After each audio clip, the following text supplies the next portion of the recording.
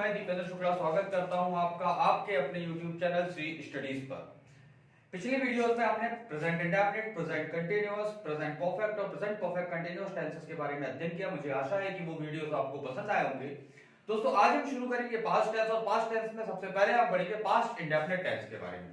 सबसे पहले बात करते हैं पास्ट इंडेफिनिट टेंस के बारे में कि इसमें कार्य का किसी पास्ट में माने पुराने समय में होना तो बताया जाएगा, लेकिन कार्य की अवस्था के बारे में कोई जानकारी नहीं मिलेगी। उस टेंस को हम पास्ट इंडेफिनिट टेंस बोलते हैं। जैसा कि प्रेजेंट टेंस में हमने देखा था कि कार्य तो हो रहा था, जैसे मैं आम खाता था, कार्य तो हो रहा था, किंतु कार्य की अवस्था के बारे में कोई भी जानकारी नहीं मिल पा रही थी। तो वैसा ही पास्ट में होगा कि पास्ट में भूतकाल में कार्य को होना तो बताया जाएगा, लेकिन उससे संबंधित किसी भी प्रकार की जानकारी हमें नहीं मिल पाएगी। उस टेंस को हम बोलते हैं पास्ट इंडेफिनिट टेंस। इसी टेंस का दूसरा नाम सिंपल पास्ट टेंस भी होता है। सबसे पहले हम बात करते हैं इसकी आइडेंटिफिकेशन के बारे में। इसकी आइडेंटिफिकेशन के बारे में, आइडेंटिफिकेशन की हिंदी में जिन टेंसेस के सेंटेंसेस के अंत में था, थी, ते थे आदि आते हैं, इन टेंसेस को या इन सेंटेंसेस को प्रेजेंट इंडेफिनिट टेंस के सेंटेंस कहा जाता है। अब यदि हमारे पास इस प्रकार के सेंटेंस आ जाते हैं, जैसे वह आम खाता था, ओके, तो यदि ये सेंटेंस हमारे पास आ जाता है तो इस प्रकार के सेंटेंस के अंत में क्या आ रहा है, था और था। तो यदि इस प्रकार के वर्ड हमारे पास आ जाते हैं तो हम इस टेंस को किसमें बिलोंग करते हैं, इंटेंस को किस टेंस के अंतर्गत लेते हैं, पास्ट इंडेफिनिट टेंस के अंतर्गत लेते हैं। अब इसके स्ट्रक्चर की यदि हम बात करें तो पास्ट इंडेफिनिट टेंस का स्ट्रक्चर बहुत ही सिंपल होता है। एक बार में ये स्ट्रक्चर आपको याद हो जाएगा और समझ में भी आ जाएगा। इसमें होता है सब्जेक्ट प्लस वर्ब का सेकंड फॉर्म।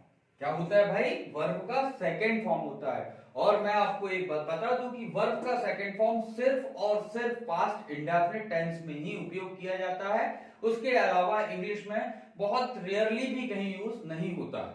क्लियर है? तो यहां पर हमारा पास्ट इंडेफिनिट का स्ट्रक्चर क्या होगा, सब्जेक्ट प्लस वर्ब का सेकंड फॉर्म प्लस ऑब्जेक्ट।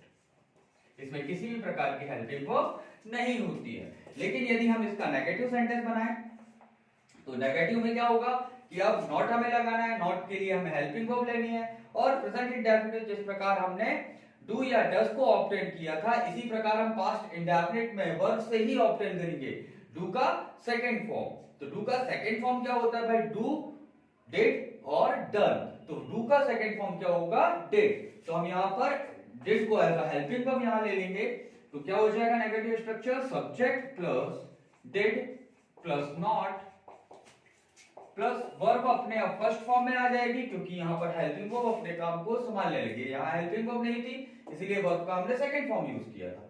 किंतु यहां पर हेल्पिंग वर्ब के आ जाने के कारण वर्ब के ऊपर से जो एक्स्ट्रा फंक्शंस थे वो सारे फंक्शंस वर्ब से हट जाएंगे।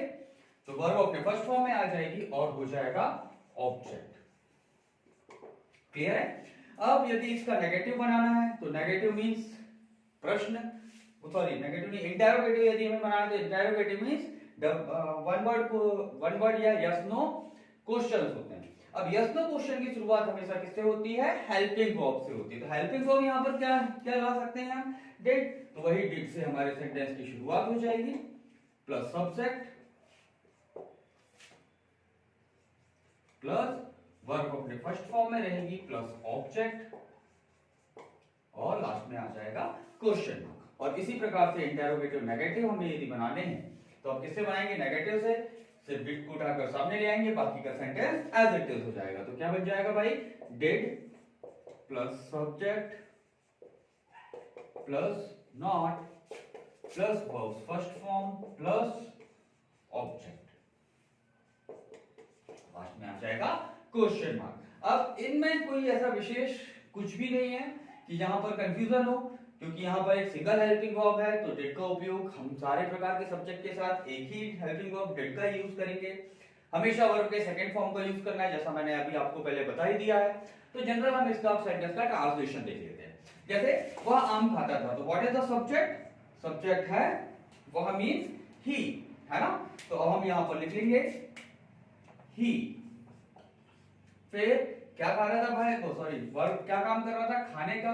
खाने का पहला फॉर्म होता है ईट, सेकंड फॉर्म होता है एट, ATE एट, और फिर क्या खा रहा था, मैंगो। तो ही एट मैंगो।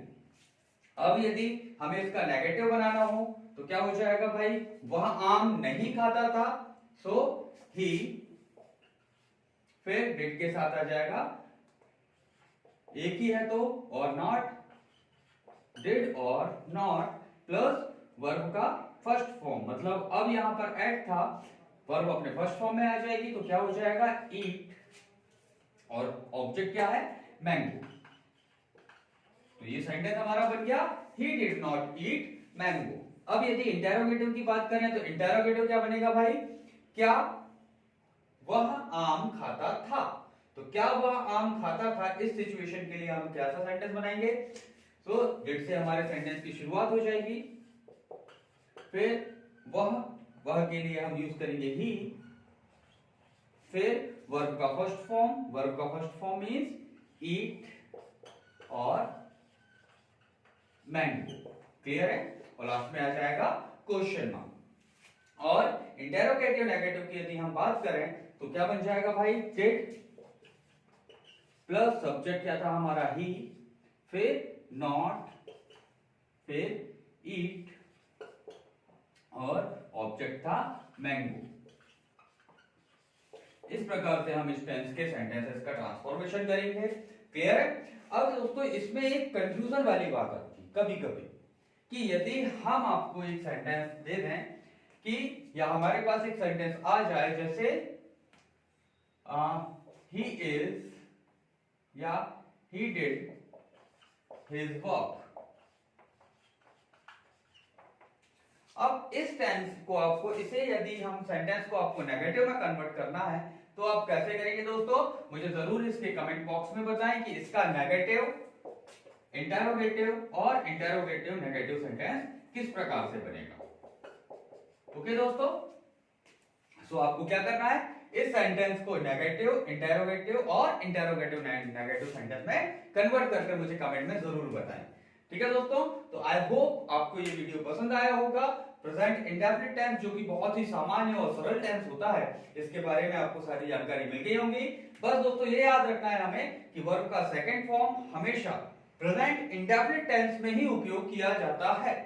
इस टेंस का थंब रूल यही है, क्या रहेगा कि past indefinite it mean verb का second form, past indefinite is equal to verb second form of the verb, clear है दोस्तों। तो यदि दोस्तों आपको ये वीडियो पसंद आया हो तो इस वीडियो को लाइक करें, सब्सक्राइब करें, ठीक है दोस्तों, ताकि आपको मेरे आने वाले जो अच्छे अच्छे वीडियोस हैं वो आपको सबसे पहले मिल सके, ठीक है दोस्तों।